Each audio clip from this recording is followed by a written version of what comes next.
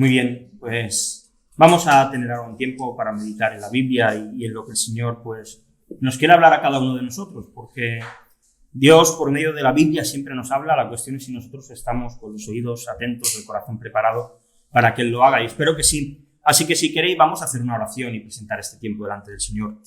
Señor, gracias porque podemos un domingo más acercarnos a ti como esta iglesia en Santa Perpetua, como esta parte de tu cuerpo y decirte que tú eres santo, Señor, que tú nos has creado con el propósito de alabarte y queremos cumplir nuestro propósito, Señor, y también queremos hacerlo por medio de la reflexión, de la meditación en la Biblia, de lo que tú te revelaste y de poder conocerte más, Señor, y también cambiar cosas que hay en nosotros que sabemos que no están bien. Y te pedimos que en esta mañana el Espíritu Santo hable a nuestros corazones, que abran nuestros ojos, nuestros oídos para escucharte en esta mañana, para ver tu gloria y para verte a ti, Jesús, en esta predicación, en este texto que vamos a meditar y reflexionar. Gracias porque tú eres un Dios bueno, gracias porque siempre estás a nuestro lado y tú sigues siendo fiel y lo serás hasta el día en que vuelvas, Señor. Amén. Amén. Cuando me estaba preparando, quise buscar en YouTube a ver qué salía y busqué una frase, busqué ¿qué hacer para ser feliz? Y viendo los resultados, más o menos encontré lo que yo me esperaba que iba a encontrar. Uno de los vídeos decía ¿cómo ser feliz? Cura tu depresión y aprende a ser feliz. El siguiente decía 5 trucos para ser más feliz al instante.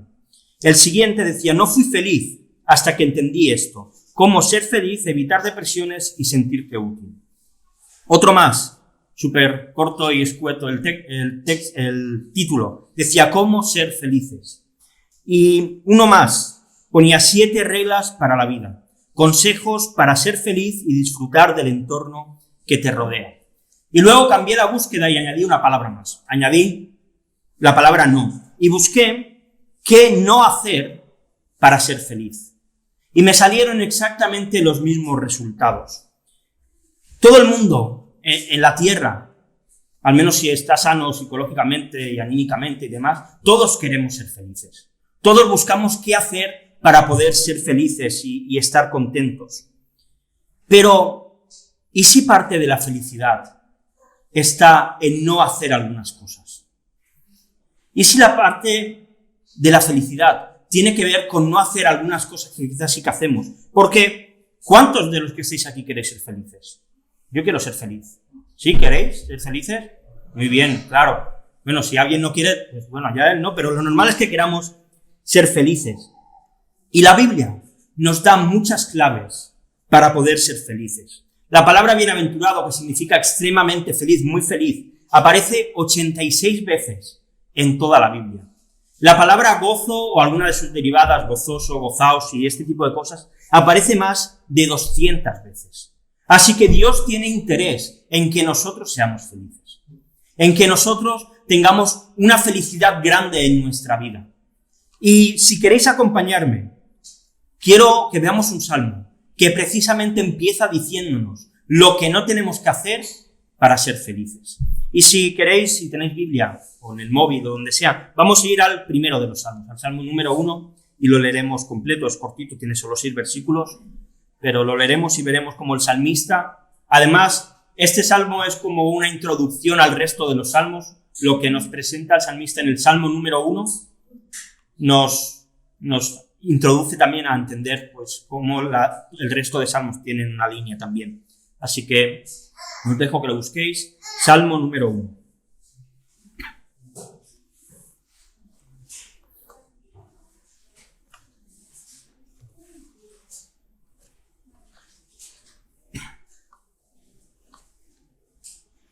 ¿Sí? ¿Lo tenéis?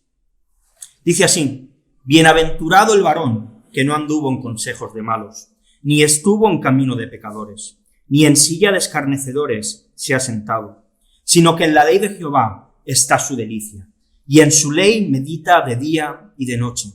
Será como árbol plantado junto a corriente de aguas, que da fruto en su tiempo, y su hoja no cae, y todo lo que hace prosperará. No así los malos, que son como el tamo que arrebata el viento. Por tanto, no se levantarán los malos en el juicio, ni los pecadores en la congregación de los justos. Porque Jehová conoce el camino de los justos, mas la senda de los malos perecerá. Amén. No sabemos quién escribe este salmo. Sabemos que David escribe muchos salmos, que Moisés también escribe otros, que hay otros salmistas que también escriben, pero este concretamente no sabemos quién es su autor. Pero su estructura es muy clara. El primer versículo habla de lo que tenemos que guardarnos para poder ser felices. El segundo versículo nos habla de la felicidad que podemos encontrar cuando la Biblia forma parte de nuestra vida. Y de los versículos del 3 al 6 habla cuáles son las consecuencias de ser bienaventurado, de ser felices. Y como decía, este salmo se puede considerar como una introducción al resto de los salmos. Así que, si nos adentramos en el texto, encontramos la primera clave de lo que tenemos que guardarnos, de lo que no debemos hacer si queremos ser felices. Dice, bienaventurado el varón que no anduvo en consejos de malos.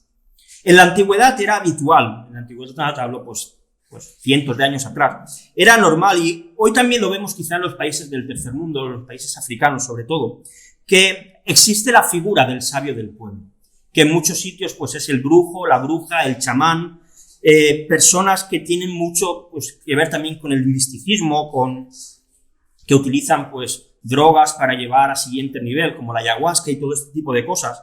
También en la antigüedad, personas como los druidas, a la que la gente iba para hacerle sus consultas. Iban a buscar consejo para sus propias vidas. Hoy, en España, aún tenemos también sabios consejeros a los que vamos a consultarle. Y quizá uno de ellos, y estuve buscando a ver cuántas consultas, es Google. Google es el gran consejero de hoy en día. Nos pasa algo, vamos a Google, ¿qué síntomas tiene el COVID? ¿Qué síntomas y todos vamos a buscar ahí. Y estuve buscando, y la verdad es que es increíble. Cada segundo se hacen 80.000 búsquedas en Google. A lo largo de un día se hacen 6.900 millones de búsquedas en Google. Y quise ver el número del año y no sabía pronunciarlo. Era un número demasiado largo y demasiado grande. Pero la realidad es que todos, cada día, estamos buscando consejos. Cada día buscamos a alguien que nos respondan preguntas y dudas que tenemos. Y el texto dice que el que es feliz es quien no sigue el consejo de los malos. Y aquí viene la pregunta. ¿Dónde buscamos nosotros nuestros consejos?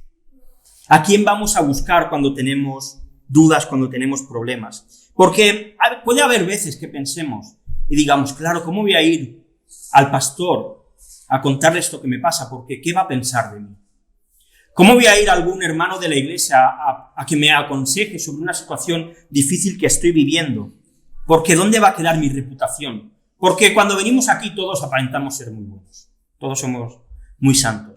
Pero luego todos tenemos nuestras luchas. Todos tenemos nuestras peleas. Todos tenemos las cosas en las que fallamos y caemos y de las cuales nos avergonzamos.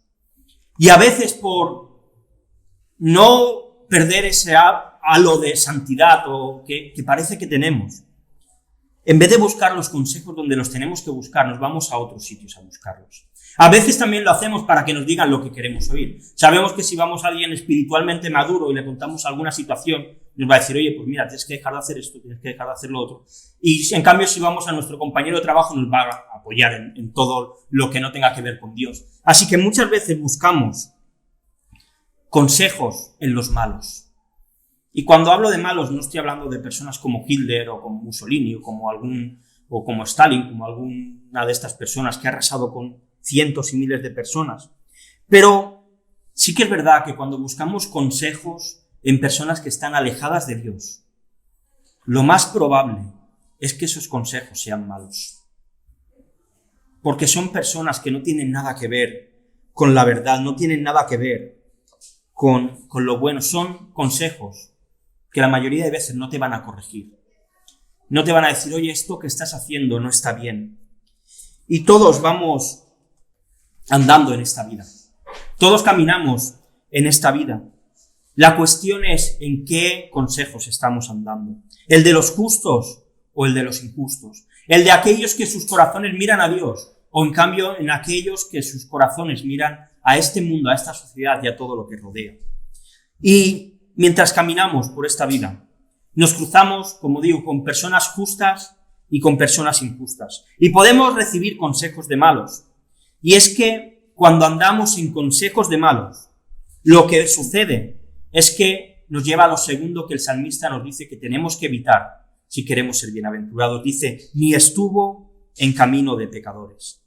Puede ser que caminemos en esta vida con personas que no son creyentes, que no temen a Dios, que nos dan malos consejos.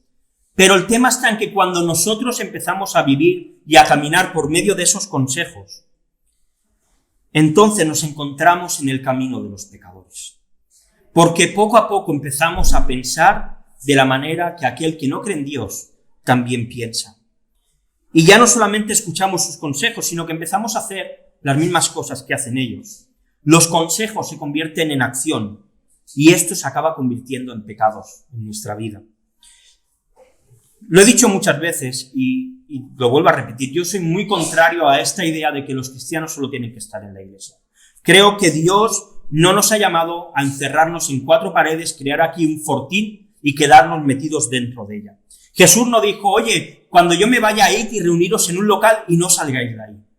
Jesús dijo, id por todo el mundo y predicad el evangelio. Id y haced discípulos a todas las naciones. Jesús dijo, no os quedéis encerrados en un sitio, salid hacia afuera. Y vemos que la iglesia primitiva precisamente pecó de esto, se quedaron todos en Jerusalén, vino la persecución y entonces se desperdigaron por todo el mundo. Pero creo que sí, que estamos llamados a estar en el camino de los pecadores. Pero, porque a veces decimos, no, es que yo voy a evangelizar, voy a impactar a otros. Si tu fe es débil, cuidado dónde te metes. Si tu fe no es una fe fuerte, si tu relación con Dios no es una relación que esté bien cimentada, quizá no es buen sitio estar en el camino de pecadores, porque vas a ser mucho más influenciable que otros. Si tu fe es débil, céntrate en la iglesia, madura, edifícate con otros, con los que te van a dar buenos consejos. Y cuando estés preparado, entonces ve a estar con los pecadores. A veces mucha gente dice, ¿no? Bueno, es que Jesús se sentaba con las prostitutas, con los publicanos, con los pecadores y nosotros tenemos que hacer lo mismo.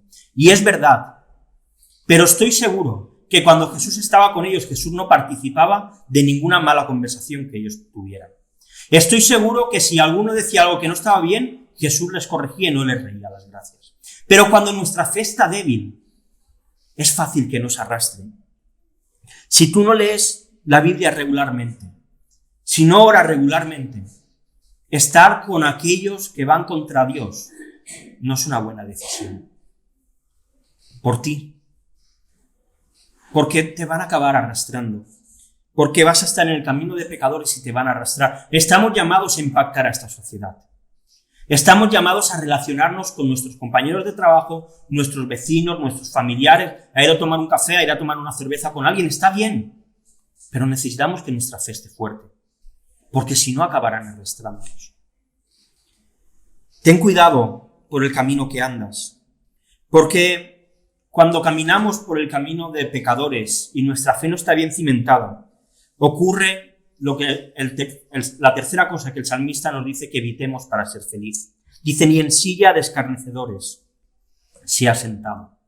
¿Quiénes son los escarnecedores? Literalmente esta palabra significa aquellos que se burlan. Es decir, el salmista dice, ni en la silla de los que se burlan el bienaventurado se sienta. Cuando lo vemos en un contexto bíblico como el que tenemos, creo que la traducción al lenguaje actual lo presenta muy claro. Dice, ni se juntan con los que se burlan de Dios. ¿Qué quiere decir esto? Que aún por aquellos que no son creyentes y que nos relacionamos con ellos y nuestra fe está fuerte, hay límites. Hay límites. No podemos relacionarnos con gente que blasfema. No podemos relacionarnos con gente que dice tal en Dios. Ese lugar no es el lugar donde nosotros tenemos que estar. Una cosa es tolerancia y permitir y relacionarnos con gente que peca y con gente que no quiere saber nada de Dios. Y otra cosa es estar con aquellos que se burlan de Dios. Estar con aquellos que faltan el respeto a Dios. Porque si alguno de nosotros decimos hoy en día que no estamos de acuerdo con algo en lo que la sociedad dice que sí que está de acuerdo, eutanasia, aborto, quizás son los temas más potentes hoy en día, ideología de género, rápidamente nos van a poner la primera palabra y al final fobo. Homófobo, xenófobo y todo este tipo de cosas. No van a tardar ni un segundo, solamente por decir que no estás de acuerdo. Y te va a decir que no eres tolerante, que eres un intolerante y eres un fundamentalista. Y obviamente ninguno de nosotros va a decir ninguna burrada tipo que hay que acabar con toda esta gente, que hay que... No, o sea, no es nuestro pensamiento. No es lo que la Biblia enseña. En ningún caso. Pero solo por decir que no pensamos igual, rápidamente nos van a llamar intolerantes. Y nosotros, como cristianos, podemos aceptar vivir con gente y estar rodeado de gente que no crea en Dios. Incluso que digan que nuestra religión es una tontería. Incluso que se rían de nosotros. Pero no podemos tolerar que alguien se ría de Dios. No podemos tolerar estar con gente que blasfema. No podemos tolerar estar con gente que se burla y que le falta el respeto a Dios. Ese es el límite donde la Biblia nos dice, estad con ellos hasta aquí. Si ellos no son capaces de respetar nuestra fe, y respetar no es creer como nosotros, es simplemente aceptar que nosotros podamos creer en esto sin ofender a lo que creemos, está bien, podemos estar con ellos, pero cuando se pasa esa línea, al final acabamos participando de lo que ellos hacen. Participamos de sus faltas de respeto, participamos de sus burlas hacia Dios. Creo que queda claro, y parece un proceso evidente, ¿verdad?, lo que muestra el salmista. ¿Qué es lo que no tenemos que hacer para ser felices, para ser bienaventurados? No aceptar consejos de aquellos que están contra Dios, no vivir y hacer las mismas cosas que aquellos que están contra Dios y no participar en las burlas y en las blasfemias hacia Dios. Pero si queremos ser felices, tenemos que saborear aquello que es delicioso. ¿A cuántos os gusta comer cosas deliciosas? ¿Sí os gusta? A mí, como veis, me gusta comer. Y me gusta comer cosas que estén buenas. Mirad lo que dice el salmista de los bienaventurados, sino que en la ley de Dios, en la ley de Jehová, está su delicia. ¿Qué es la Biblia para ti? ¿Qué significa la Biblia en tu vida? Porque la Biblia puede ser un libro coleccionable, en la que tienes diferentes portadas, diferentes, pues una negra, una roja, una marrón, una de cuero, otra de tapadura. Podemos tener un montón de Biblias en nuestras casas. La Biblia puede ser un libro que se convierte en un martirio cada vez que lo lees. Que dices, qué pesadilla esto, qué aburrido, qué tostón cada vez que la leo. La Biblia puede formar parte de tu rutina diaria. Algo que en tu día a día, pues tienes tu tiempo y te dedicas a leerlo. La Biblia también se puede convertir en un oráculo, al cual cuando tengo un problema voy a buscar a ver si me da la respuesta que yo espero tener. Como si fueses a consultar el horóscopo o una llamada a las brujas estas que salen por la tele o a cualquier sitio de esto. Pero el salmista dice que el que es muy feliz en la Biblia encuentra su delicia, su mayor placer. La Biblia no solamente es algo que hay que leer, es algo que hay que disfrutar, es algo que tiene que causarnos placer cada vez que la leemos. Si nos acercamos a la Biblia solamente como una lectura intelectual o como una tarea a tachar, te aseguro que la Biblia no te va a causar ningún placer. La Biblia va a ser algo pesado cada día en tu vida. Pero cuando vamos a la Biblia con las mismas ganas que cuando nos comemos nuestro plato de comida preferido, que cuando nos comemos nuestro postre que más nos gusta, cuando nos acercamos a ella con ansias, la Biblia se convierte en una delicia. Se convierte en pan del cielo, se convierte en un sabor extraordinario que sacia todo nuestro interior de una manera increíble. Cuando la leemos y la masticamos, cada frase se convierte en una explosión de sabor para nuestra alma. Algo increíble. La Biblia es un menú de degustación de un restaurante de 3 estrellas Michelin del cielo, que cada plato es increíble, que cada versículo, que cada capítulo, que cada libro es una explosión en nuestro interior. El bienaventurado, el que es muy feliz, encuentra su máximo placer en escuchar la voz de Dios a través de cada página de la Biblia. Y tiene que ser esto una realidad. No sé si vosotros recordáis, os viene a la mente, cuál es el plato de comida más bueno que nunca has probado. Yo pienso en la pizza barbacoa que hace mi hermano, o en el arroz caldoso que me comí cuando fuimos a Huelva de vacaciones, y ya me empieza a salivar la boca. Porque estaba tan bueno aquello. Me encanta comer eso y solo de pensarlo ya siento un poquito de placer en mis papilas gustativas.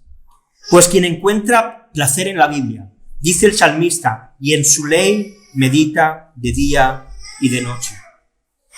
Dicen los científicos que una persona normal tiene aproximadamente unos 60.000 pensamientos al día. Y de estos 60.000, el 94% son pensamientos que se repiten a lo largo de los días, pensamientos recurrentes que tenemos. Y algo que me llamó mucho la atención es que el 80% de los pensamientos que tenemos son pensamientos negativos. Pensamientos negativos. Se cree que por medio de ciertos procesos mentales, de entrenamiento mental y demás, estos pensamientos negativos se pueden, reconducir en cierta manera y rebajar este porcentaje tan alto. Y creo que este porcentaje tan alto de pensamientos negativos también explican en cierta manera el por qué hay tanta gente hoy en día con depresiones, con un número tan elevado de suicidios, en los que en España cada año hay más de 3.000 suicidios. Es una barbaridad esto. Depresiones, voces que al final todos tenemos en nuestra cabeza. Voces que cada día nos hablan. Y por eso es tan importante, no solo que la Biblia sea nuestro placer a la que vamos un ratito, sino que meditemos en ella de día y de noche. Por supuesto que el salmista no tenía conocimiento de cuántos pensamientos tenemos y cuántos pensamientos negativos hay en ellos, pero él sí que sabía que la ley, para él existía el Pentateuco, producía un placer increíble. Y cuando Dios da la ley a Israel, mirad lo que dice Deuteronomio 6, del 4 al 9. Dice, oye, Israel, Jehová nuestro Dios, Jehová uno es. Llamarás a Jehová, tu Dios, de todo tu corazón y de toda tu alma y con todas tus fuerzas. Y estas palabras que yo te mando hoy estarán sobre tu corazón y las repetirás a tus hijos y hablarás de ellas estando en tu casa y andando por el camino y al acostarte y cuando te levantes. Y las atarás como una señal en tu mano, y estarán como frontales entre tus ojos, y las escribirás en los postes de tu casa y en tus puertas. ¿Cuánto se habla de la Biblia en tu casa? ¿Cuánto se cita la Biblia cuando comes? ¿Cuánto se cita la Biblia cuando vas en el coche a trabajar, a la iglesia o a cualquier otro sitio? ¿Cuántos versículos sabes de memoria?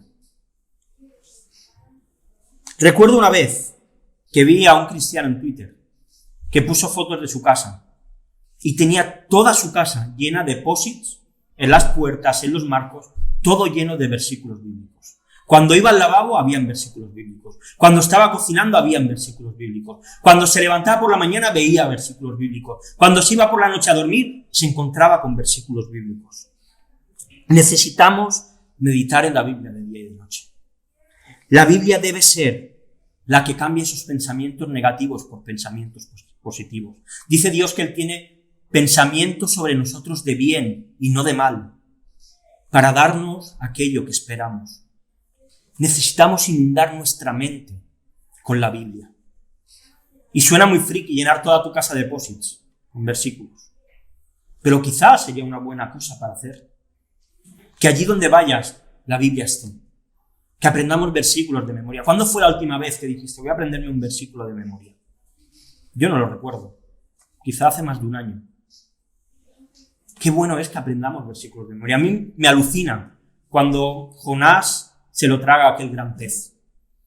Y en el capítulo 2 escribe ese salmo maravilloso, que es un salmo compuesto de otros salmos, de textos que él se sabía de memoria, sobre los cuales en aquel momento de dificultad pudo meditar y acabar diciendo las salvaciones del Señor.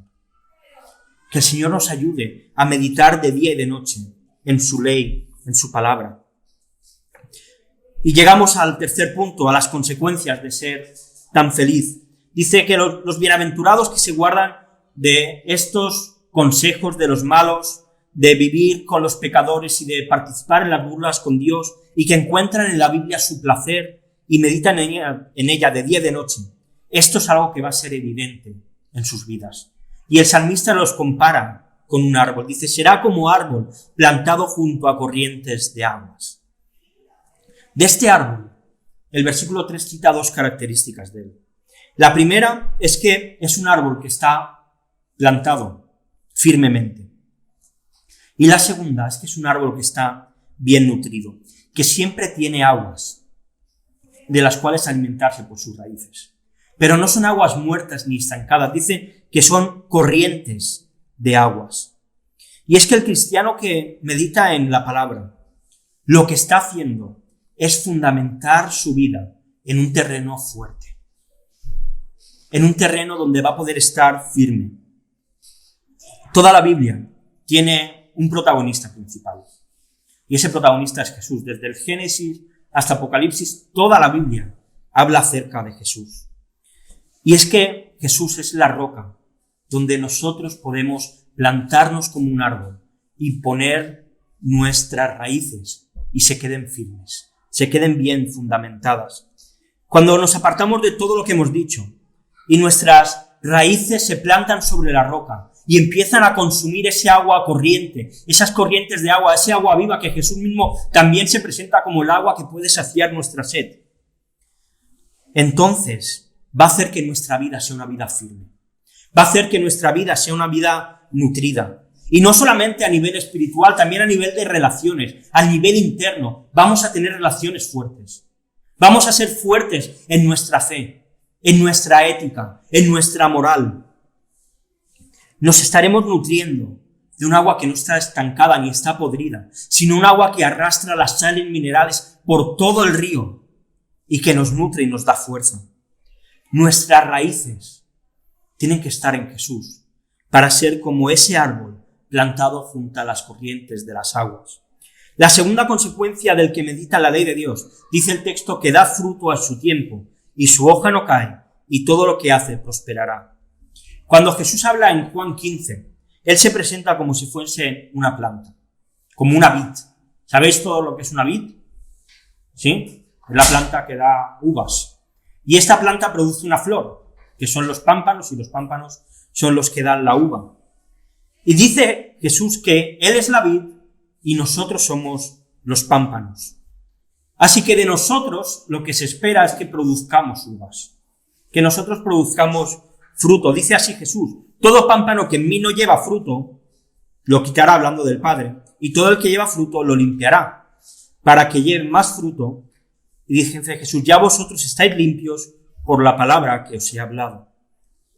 Hay dos cosas que se necesitan para permanecer en Jesús, para que el árbol esté bien cimentado en la roca. La primera, el árbol tiene que ser podado. Si tú tienes una planta o un árbol, cada año necesita cortar las hojas que están secas, las ramas que sobran, para que al año siguiente, con ese alimento que recibe, poder dar mucho más fruto, poder dar muchas más hojas y ser más fuerte. Se tienen que cortar los tallos muertos. Y esto es algo que duele. Porque ser cristiano no es fácil. Ser cristiano es difícil. Es cansado. Es frustrante. Yo me siento muchas veces frustrado como cristiano. Porque veo que peleo contra ciertas cosas y que cuando parece que las he vencido, otra vez vuelven a aparecer. Venzo ciertos pecados y cuando bajo un poco la guardia, vuelvo a caer otra vez en lo mismo. Es frustrante ser cristiano, pero para que podamos avanzar, para que podamos dar fruto, Dios tiene que podar. Dios tiene que cortar. A veces Dios tiene que hacernos un poquito de daño para que luego podamos dar frutos. Y lo hace por medio de su palabra. Jesús dijo, ya vosotros estáis limpios por la palabra que os he hablado. Y el árbol que tiene que dar fruto, del cual el salmista está hablando, también tiene que ser podado. Es imposible permanecer y creer en Dios si no leemos la Biblia con atención y la intentamos aplicar a nuestra vida. Si no intentamos ver cómo lo que Dios nos habla tiene utilidad para nuestro día a día. Leerla por leerla no hace nada, como ya hemos dicho. Pero cuando la leemos con intención, hace que la Biblia se convierta en unas tijeras de podar que nos van cambiando. Y en el momento quizá no nos damos cuenta, pero cuando miramos atrás, decimos, ostras, pues yo antes era bastante estúpido y el Señor me ha cambiado el carácter. Yo hace un año le hablaba fatal a mi mujer y ahora le hablo mejor. Hace un año cuando me enfadaba le pegaba un puñetazo a la pared y ahora soy capaz de controlar mi ira. Y Dios va cambiando cosas que en el momento no lo vemos, pero cuando miramos atrás decimos, Dios ha cambiado, Dios ha transformado, Dios ha estado podando. Me ha dolido, pero ahora veo los frutos. Y el Salmo nos invita a mirar tanto a los primeros que hablamos al principio y compararlos también con ver cuál va a ser su destino. Dice el salmista en los versículos del 4 al 6, no así los malos, que son como el tamo que arrebata el viento. Por tanto, no se levantarán los malos en el juicio, ni los pecadores en la congregación de los justos, porque Jehová conoce el camino de los justos, mas la senda de los malos perecerá. Mientras que los bienaventurados, aquellos que disfrutan con la Biblia, están bien arraigados como ese árbol que está fuertemente enraizado en la roca. Aquellos que son malos, dice el texto que son como la paja que se la lleva el viento. Sopla el viento y van de un sitio para otro. Es posible que, sí, en esta tierra, esta gente tenga un nombre importante, que dejen una herencia, un legado increíble. Pero cuando llegue el juicio, por el cual todos vamos a pasar, cuando estemos delante del Dios verdadero, del juez de toda la tierra, aquellos que nos hemos arraigado a Jesús, aquellos que hemos meditado en la Biblia día y noche, aunque es verdad que mereceremos recibir un veredicto de culpable, porque se verán nuestros hechos y serán terriblemente malos. Pero por la gracia de Dios, evidenciada en nuestra fe, Dios reconocerá nuestro camino. Pero no por lo bueno que hemos hecho nosotros, porque nos mirará y nuestro abogado, Jesús, dirá, no mires su vida, mira la mía. Porque todo lo que él hizo mal, yo me lo he cargado en la cruz. Porque todos sus pecados, yo me he encargado de cubrirlos por completo, para que ahora no haya ninguna acusación contra ellos. La muerte y la resurrección de Jesús cambia toda nuestra situación, toda nuestra vida. Pero para cambiarla, Jesús tenía que hacerse un hombre. Y Jesús tenía que vivir en nuestra misma condición.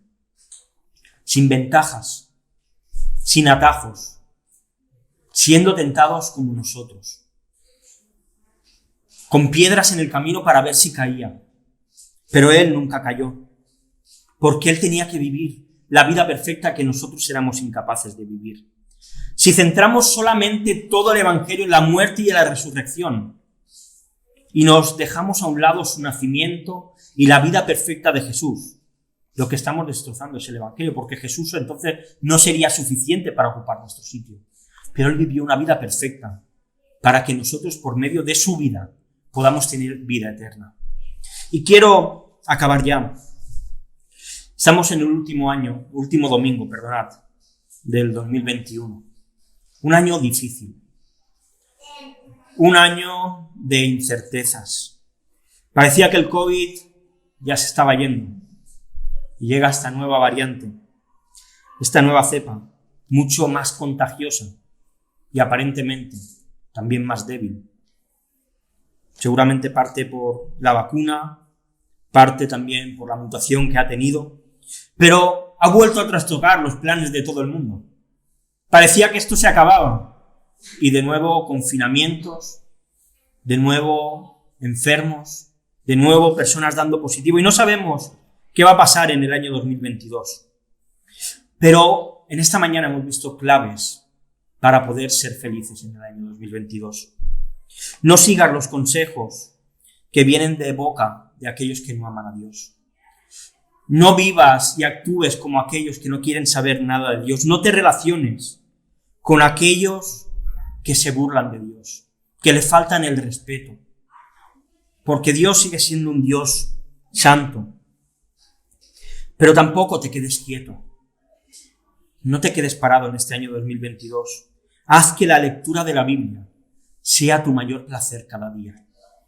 Léela, medítala, reflexiona en lo que lees. Hazlo como quieras. Hay a gente que le va bien subrayar la Biblia. Hay a otros que le va bien reescribirla con sus palabras. Hay a otros que les gusta cuando la están leyendo dibujar lo que leen. Hazlo como quieras, pero reflexiona en la Biblia, medita en ella. Haz que la Biblia sea la que cambie tus pensamientos negativos. Inundemos nuestra mente en el año 2022 de la Biblia, porque si lo hacemos, nuestra vida y nuestra fe va a ser como un árbol frondoso, un árbol que está bien arraigado. Vendrán vientos, vendrán problemas, vendrá el COVID, o vete a saber lo que vendrá, pero estaremos firmes. Perderemos cosas, pero no nos tambalearemos, daremos fruto. No por nuestra fuerza, sino porque nos nutrimos de Jesús. Y Él es el que hace que demos fruto. Si nosotros somos flores bonitas, que damos unas buenas uvas, es porque Jesús nos está nutriendo. El pámpano no puede vivir si la vid no está viva y le está nutriendo, sino que Jesús es el que nos nutre y el Espíritu Santo el que nos va a ir haciendo ir de gloria en gloria hasta el día en que el Señor venga. Vamos a orar. Señor, gracias porque tú nos das claves para ser felices. Porque tú, Señor, nos revelas las cosas de las que debemos guardarnos y las cosas que sí que podemos hacer para ser extremadamente felices. Y te rogamos, Señor, que nos ayudes a saber, Señor, con quién debemos juntarnos y con quién no, que tú fortalezcas nuestra fe, que fortalezcas nuestra vida, Señor. Y se acaba un año en el que es verdad que ha sido duro y ha sido difícil, pero tú has estado con nosotros. Y sabemos que el año que viene tú vas a seguir siendo fiel. Ayúdanos y danos fuerza para encontrar placer a la hora de leer la Biblia, para meditar en ella de día y de noche, Señor, para poder dar frutos tanto en nuestro interior como también frutos de personas que vengan a la verdad, que vengan a conocerte por medio de nuestra predicación, Señor. Gracias porque has estado con nosotros y en esta mañana te queremos glorificar y bendecir, porque tú eres nuestro Rey, tú eres nuestro Salvador y tú has vivido una vida perfecta para que en el día del juicio nada ni nadie nos pueda acusar, sino que por medio tuyo poder vivir eternamente, Señor. Te bendecimos y te alabamos, Señor Jesús. Amén.